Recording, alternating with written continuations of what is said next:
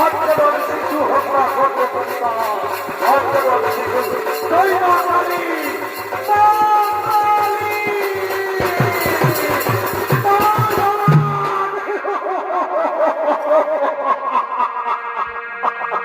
হাতে ধরি পালে ধরিব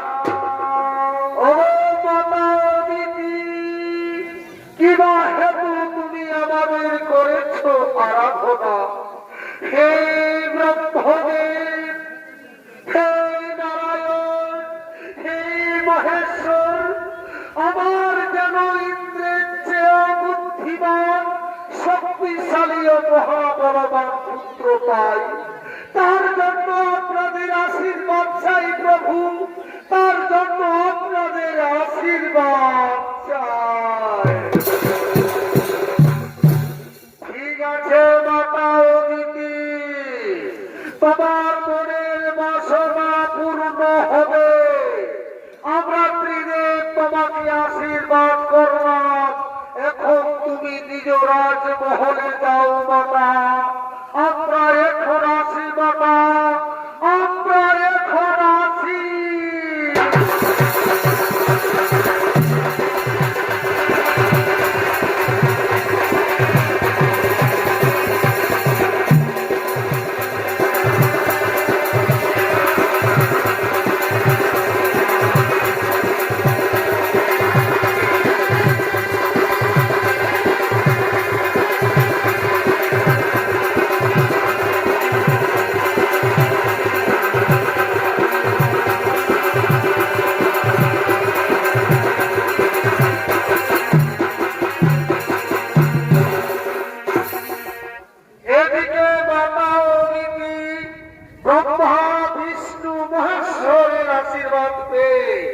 নিজ রাজমহলে চলে গেলে শুরু করছি ইন্দ্রসভা। আর ইন্দ্রসভায় আগমন করছে দেবরাজ ইন্দ্র ও তার মন্ত্রী সেনাপতিগণ।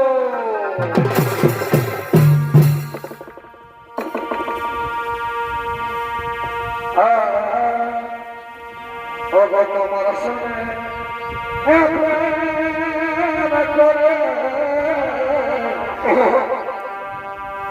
আমার কি দশা তোমার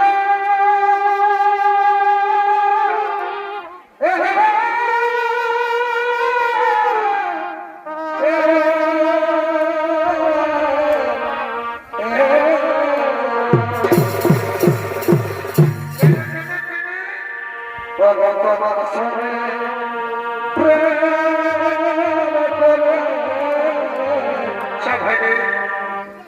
আমার কি দশা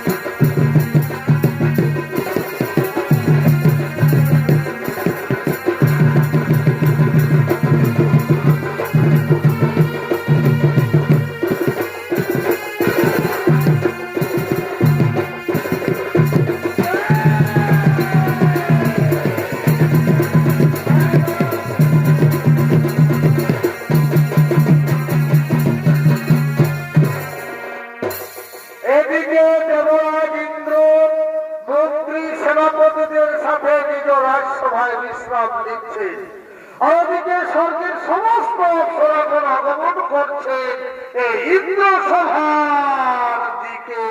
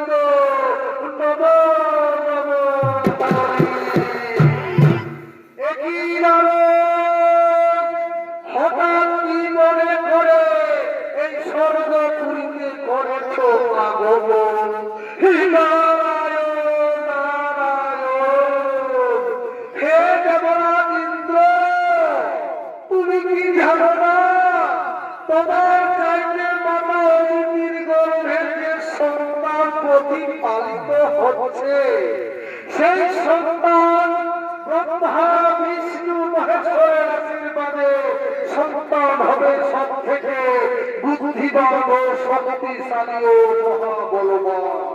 তাই তো মাতা অদিতির গর্ভ 10 মাস 10 দিন পূর্ব হতে চলেছে, এবার ভূমিতে আসবে। কি কথা শুনালি দাঁড়ো, মাতা অদিতির গর্ভে যে সন্তান প্রতিপালিত হচ্ছে, আমার চাইতে সেই সন্তান ব্রহ্মা বিষ্ণু মহেশ্বরের আশীর্বাদে সন্তান হবে সব থেকে বুদ্ধিমান ও শক্তিশালী ও মহাবলবান। মাতা অদিতি গর্ভের সন্তানকে আমি হত্যা করব। ওরে ভাই মন্ত্রী সেনাপতিগণ, তোমরা ছুটে যাও, যেখানে পাবে মাতা অদিতিকে তাকে জোর করে ধরে নিয়ে এসো। ঠিক আছে দেবরাজ, ঠিক আছে, আমরা চললাম, যেখানে পাবো মাতা অদিতিকে তাকে জোর করে ধরে নিয়ে আসবো।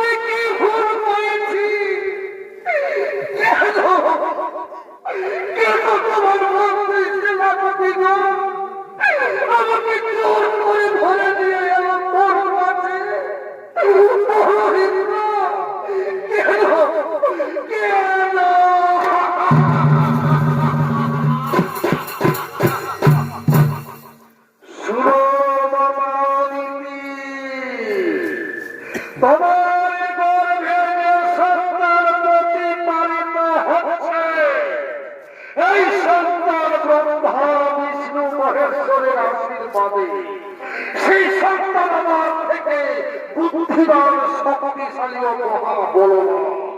তাই তো আমি তোমার গর্ভের সন্তানকে হত্যা করব।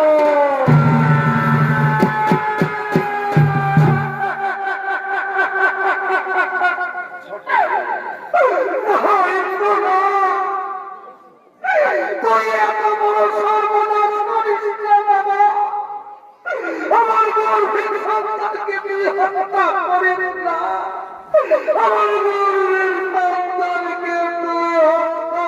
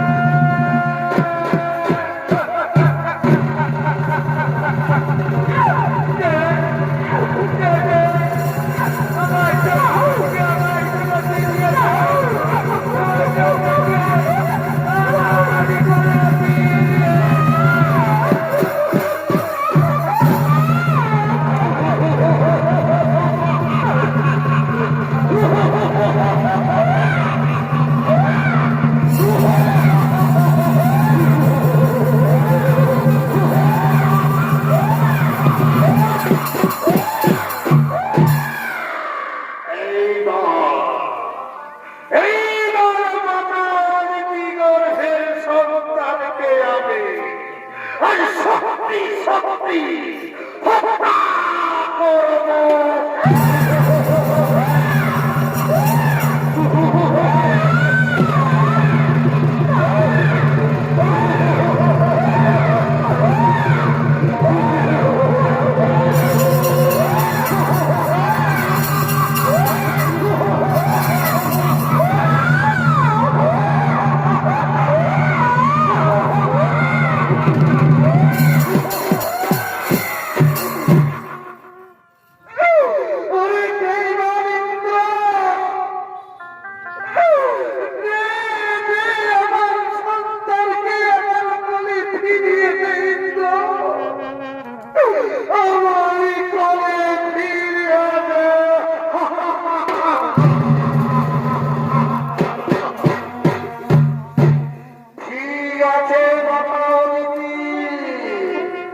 এবার তোমার সন্তানকে আমি তোমার কোলে ফিরিয়ে দিলাম।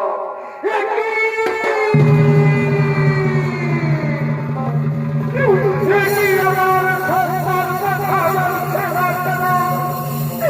আমার সন্তান বলছে না কেন?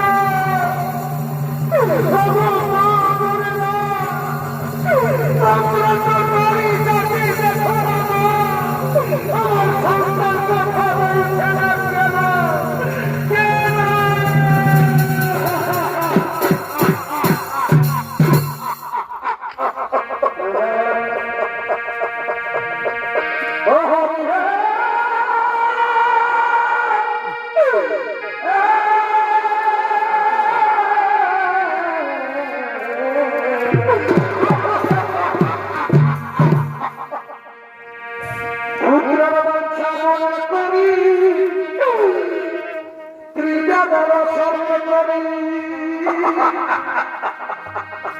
পুত্র বাচ্চা হইনা পুরা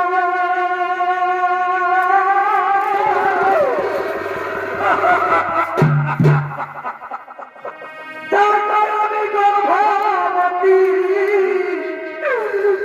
ইন্দ্রের মন্ত্রী সেনাপতি সেই সন্তান আজ করি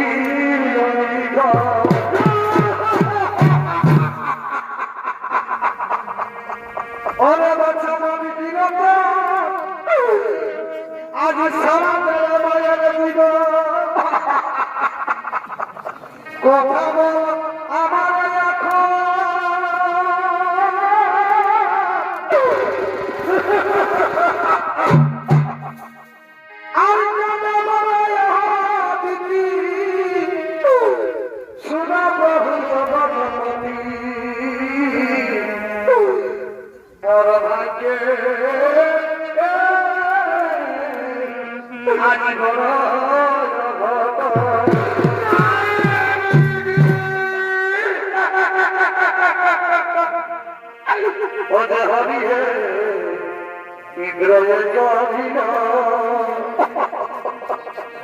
আরে গর্ভের সন্তান কেন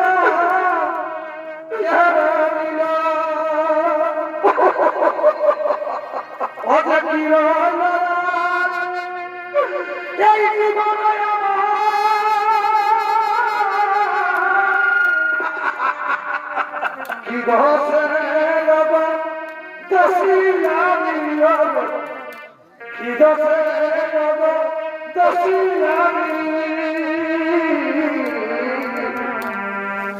বলো হে তুমি অন্তর জানি বলো হে তুমি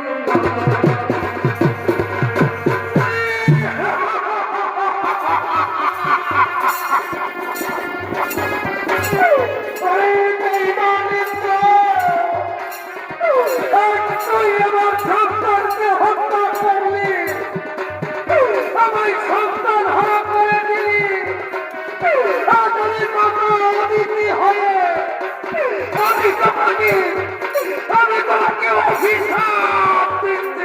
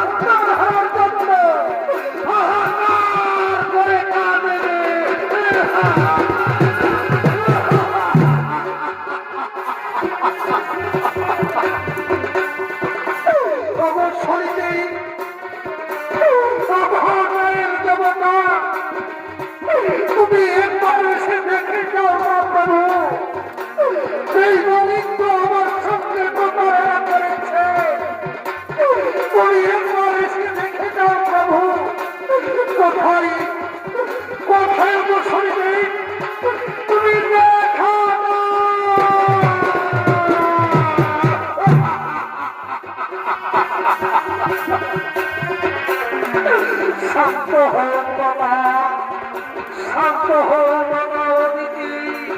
তোমার দুঃখ বেদনার সব বুঝতে পারছি, হয়তো তোমার গর্ভের সন্তানকে ফিরিয়ে দিতে পারবো না বাবা, কিন্তু দেবরাজ ইন্দ্র তোমার সঙ্গে যে প্রতারণা করেছে, তোমার সঙ্গে যে অন্যায় করেছে, সেই বেঈমান ইন্দ্রকে আমি অবশ্যই শাস্তি দেব। যাও বাবা অদিতি, তোমার সন্তানকে কোলে রয়ে রাজমহলে চলে যাও। যাও বাবা অদিতি, তোমার সন্তানকে কোলে রয়ে রাজমহলে চলে যাও।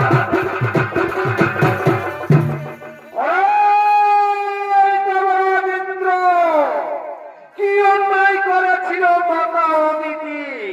কেন তার গর্ভের সন্তানকে তুই হত্যা করলি? আমি দেবতাদের রাজা ইন্দ্রদেব, আমি না ভালো বুঝব, আমি সেটাই করব।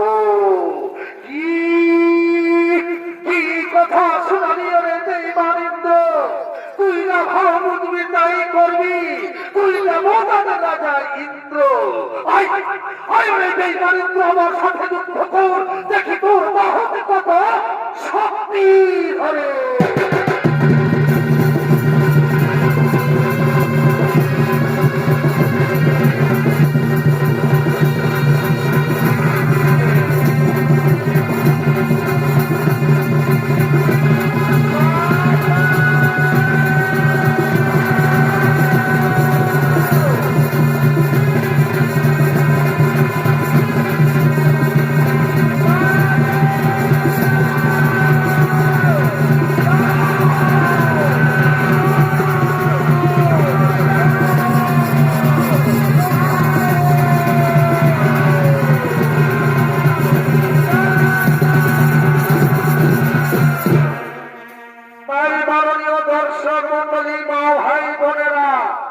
দেবরাজ ইন্দ্র শনিদেবের কাছে যুদ্ধ করতে করতে হেরে যায়। মহাবিষধরের ভয়ে দেবরাজ ইন্দ্র স্বর্গ থেকে গর্ভভাবে এসে এক পদ্ম সরোবরে ছাড়তে, সেখানে তার শরীরের বস্তু শক্তিহীন দিশাহীন মৌখিন ক্লান্ত হয়ে ছুটতে ছুটতে আগমন করছেন এই গভীর অরণ্যের দিকে।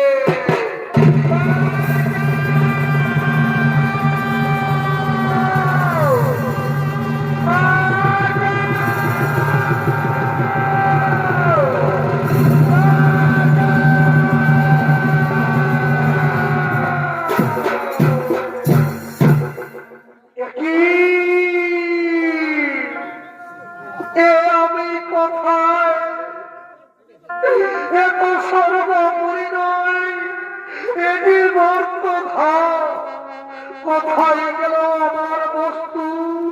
কোথায় গেল আমার শক্তি? না না, জল পিপাসায় আমার মুখ শুকিয়ে যাচ্ছে, এদিকে সূর্য মুক্ত হতে চলেছে, আমি বড় ক্লান্ত, আর আমি হাঁটতে পারবো না। ওই তো একটি বৃক্ষ দেখা যাচ্ছে, আমি যাব ওই বৃক্ষের নিচে বিশ্রাম করব।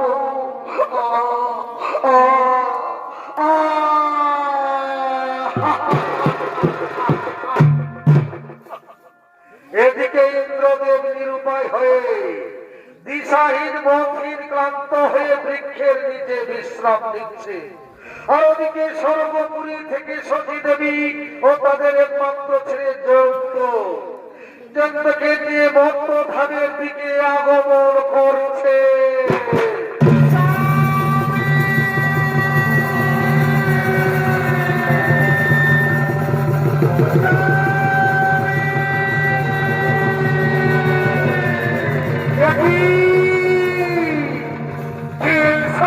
স্বামী বলে চিৎকার করছে, এত সেই সতীর কণ্ঠস্বর।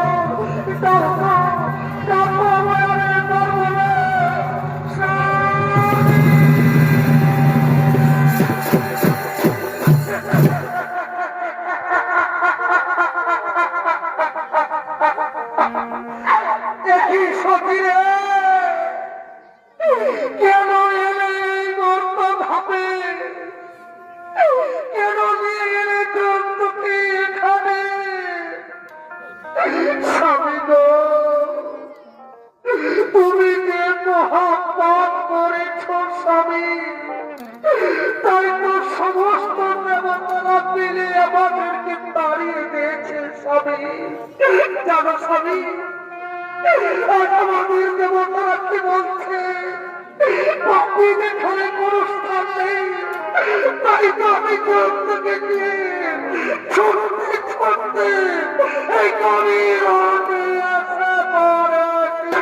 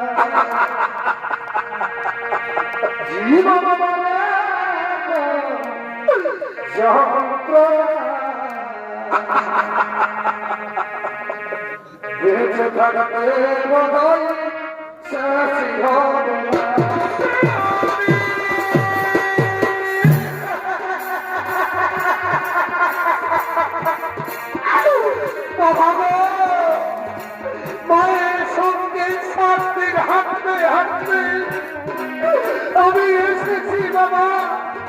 তোর দিবসায় আমার মুখ শুকিয়ে যাচ্ছে বাবা।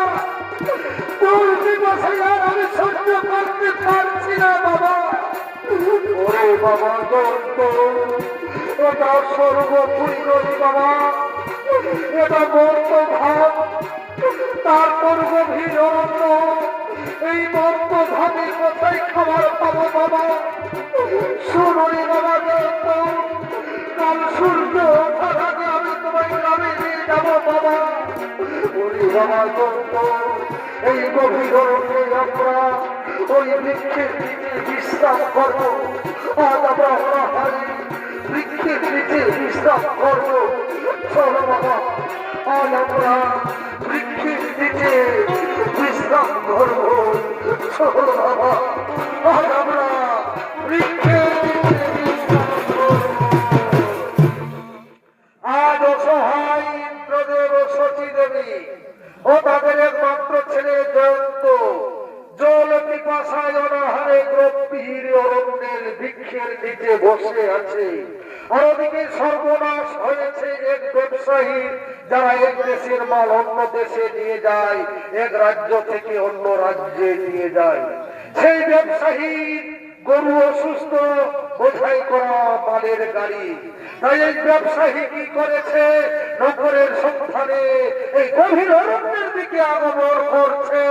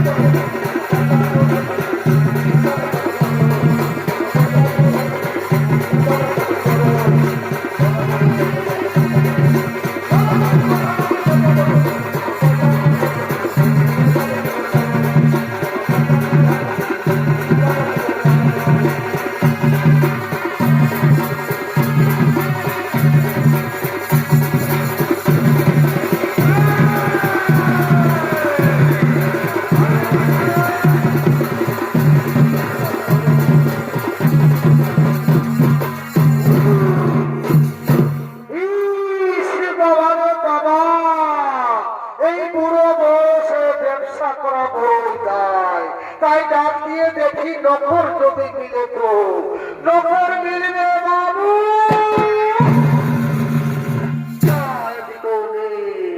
নখর মিলবে বাবু। সতীরে একটি স্বামী সতীরে কে যেন নকর নকর বলে চিৎকার করছে। চলো তো সতী ওইখানে যাই, চলো সতী তার কাছে যাই। বাবু বাবু গো, তুমি নকর নকর বলে চিৎকার করছিলে না বাবু? তোমার কাছে আমরা নকর খাটবো বাবু? বলো বাবু, আমরা কি কাজ করবো? আমরা তোমার বাড়িতে নকর খাটবো বাবু? ওরে বাছারা, তোমরা নকরের কাজ করতে পারবি? আমি ব্যবসায়ী লোক আছি, আমার দুটো গরু অসুস্থ হয়েছে, বোঝাই করা মালের গাড়ি, তাই গরুর বদলে তোমাদেরকে গাড়ি টেনে নিয়ে যেতে হবে।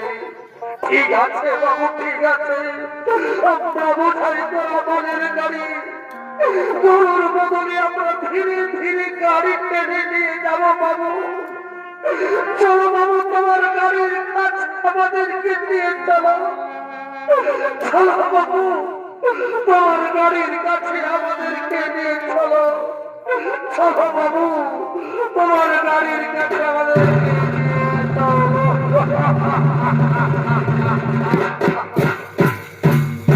মাননীয় দর্শক মন্ডলী, ব্যবসায়ীর বোঝাই করা মালের গাড়ি গরুর বদলে একদিকে ইন্দ্রদেব আর অপর দিকে শচী দেবী, পিছনে একমাত্র ছেলে জয়ন্ত।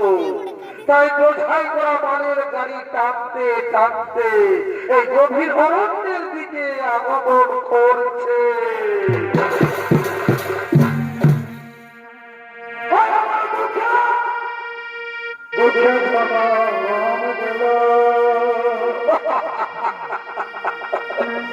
আমার দুঃখে দুঃখে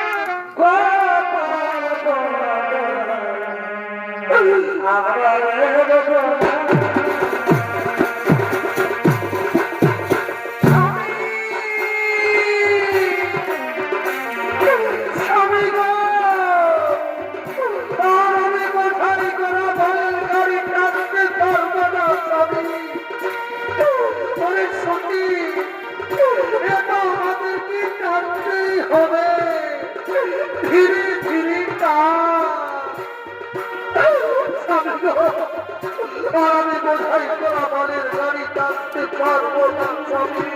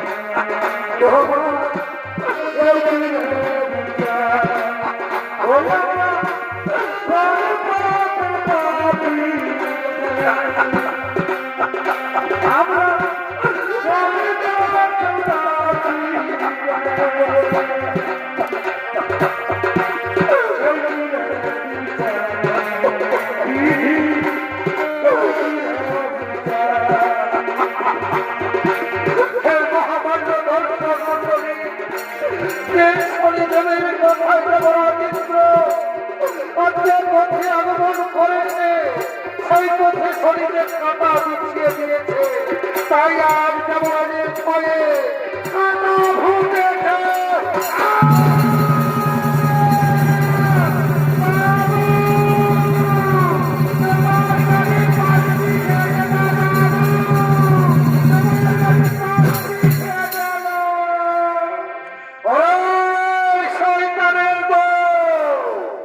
তোমাদের পায়ে কাঁটা লেগেছে বলে আমার বোঝাই করা মালের গাড়ি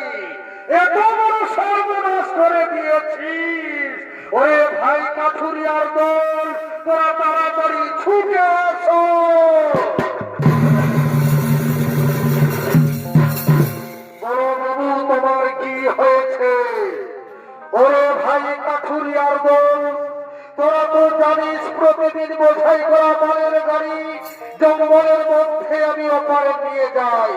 তাই দুটো গরু অসুস্থ, তাই গরুর বদলে এই বেঈমান বলেছিল এদের পায়ে কাটা লেগেছে বলে আমার লাখ লাখ টাকার মাল বরবাদ করে দিল।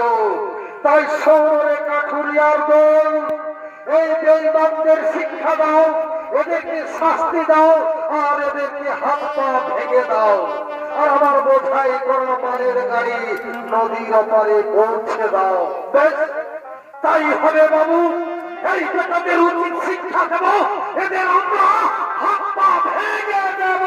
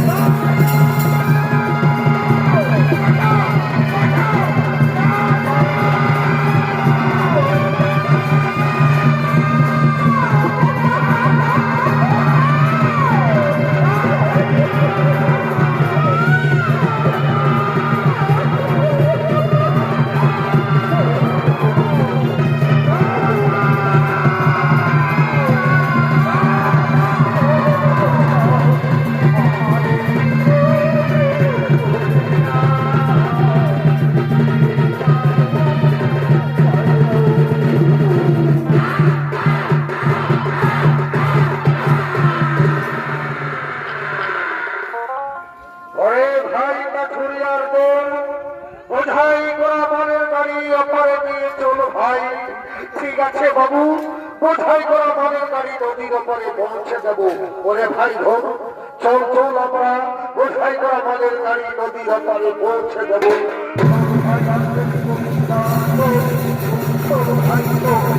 আর করিস না, আর করিস না তো।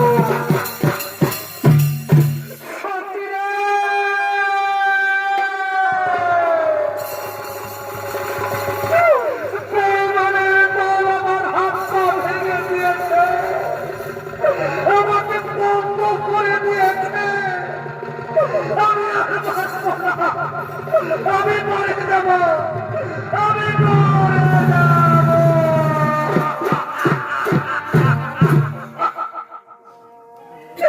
স্বামী গো, এই বিপদের সময় আমি কাকে ডাকবো? কি আমাদের কাকে সাড়া দেবে? আজ আমাদের কেউ নেই মাথার উপরে। ঠিক আছে স্বামী, আজ আমি আমার শাড়ির আঁচল কেটে তোমার পা বেঁধে দেব স্বামী। ওরে বাবা জয়ন্ত, তোর বাবার পাতা সোজা করে ধরতো বাবা। আজ আমি আমার শাড়ির আঁচল কেটে তোর বাবার পাতা আমি বেঁধে দেব, আমি বেঁধে দেব।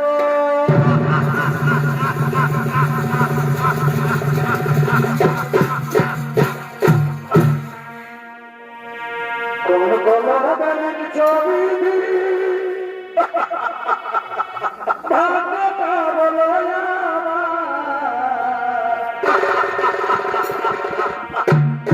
কোন গলার বাড়ির ছবি ভাগটা বলো আমার শুকুলা কারকারি ছিল না বুঝিত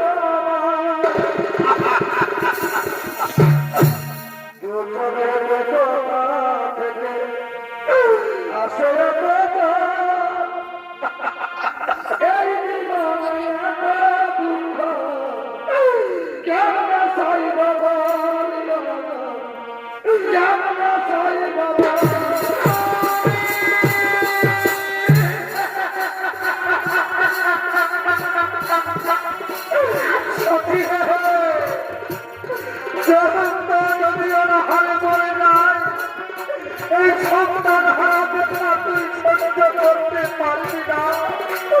তাই তো বলছি শুনো সখী, আমার চিন্তা ভাবনা করতে হবে না।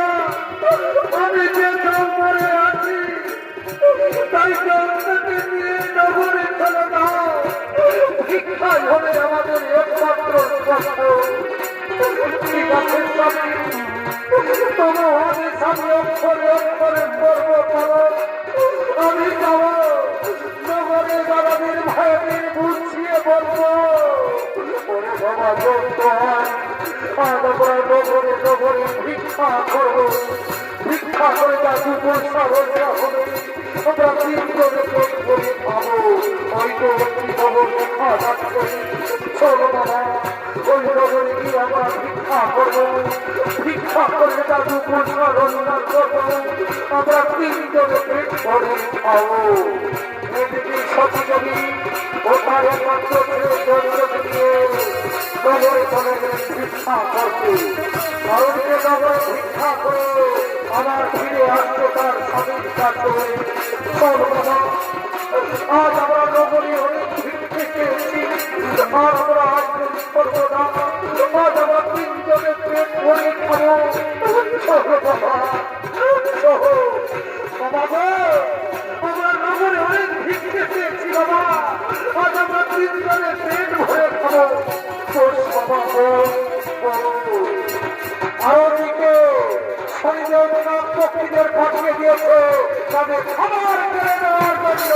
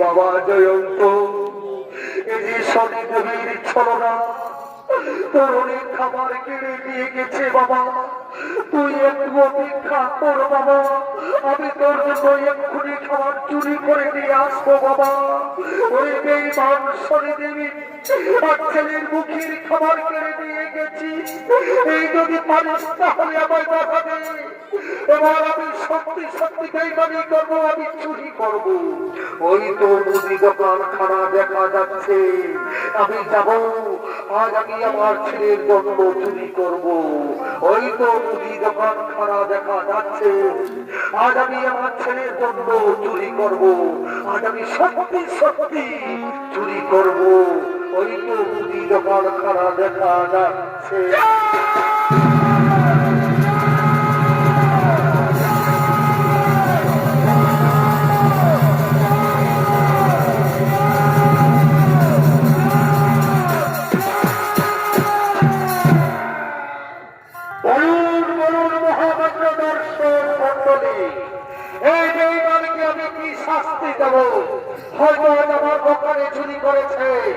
আপনাদের গ্রামে চুরি করবে পরের শহরে চুরি করবে বললেন আমি কি শাস্তি দেব ওই বেঈমান চুরি করবি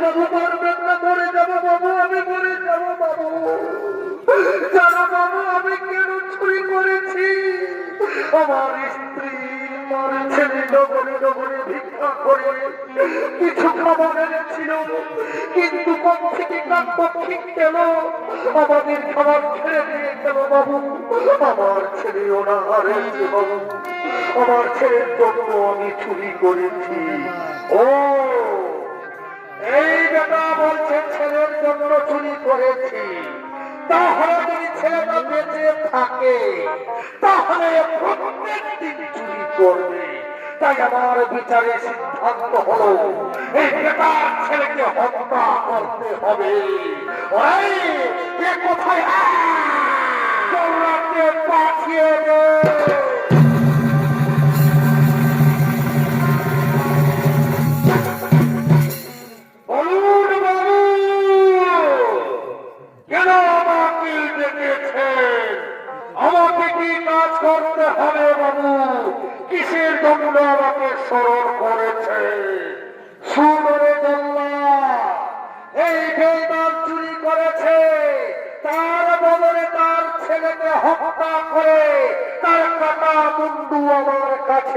যাবে তুমি অনেক অনেক টাকা বকশিস পাবে।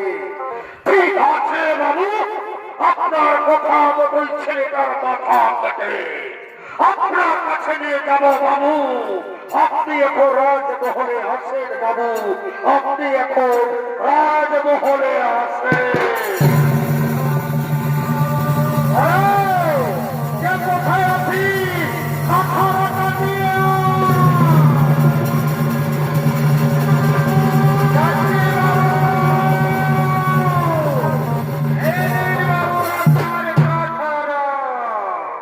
ঠিক আছে, তোমরা ঘরে দাঁড়িয়ে থাকো। মহাকালী মা, আমায় শক্তি দেব, আমায় আশীর্বাদ দেব। আজ যেন আমি শিশু হত্যা করতে পারি মা। দৈবা কালী মা, মহাকালী, আমায় শক্তি দেব, আজ যেন আমি শিশু হত্যা করতে পারি।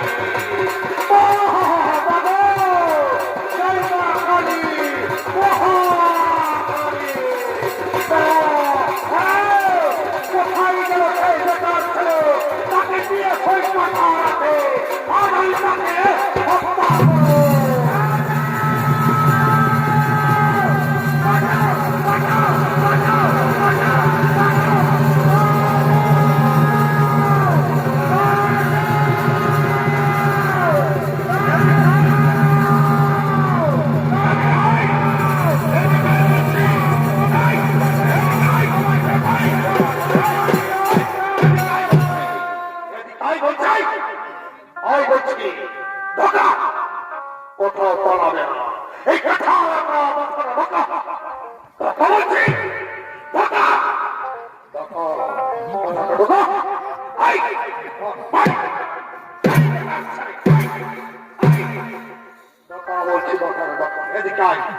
এদিকাই বলছি,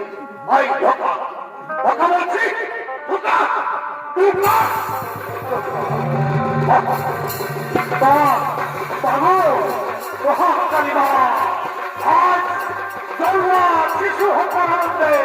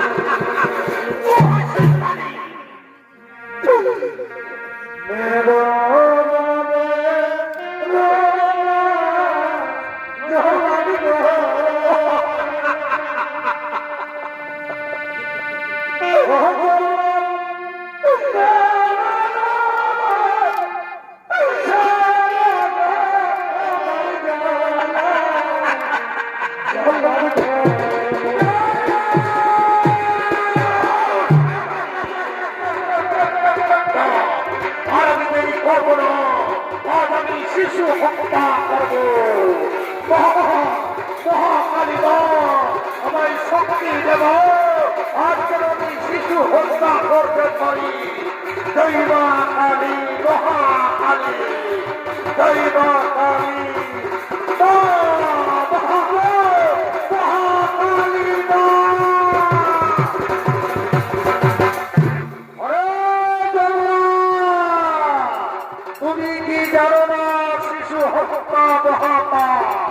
কেন তুমি শিশু হত্যা করতে চলেছ?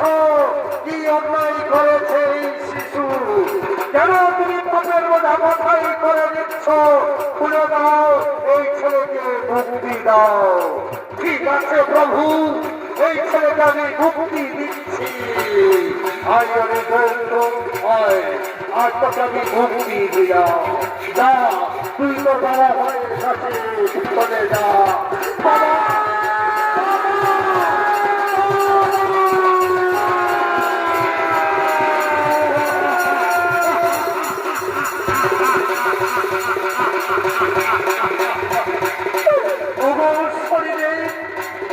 আমার ছেলেকে রক্ষা করেছ প্রভু, আমার ক্ষমা করো শরীরে, আমার ভুল ভেঙেছে, আমার ক্ষমা করে দাও।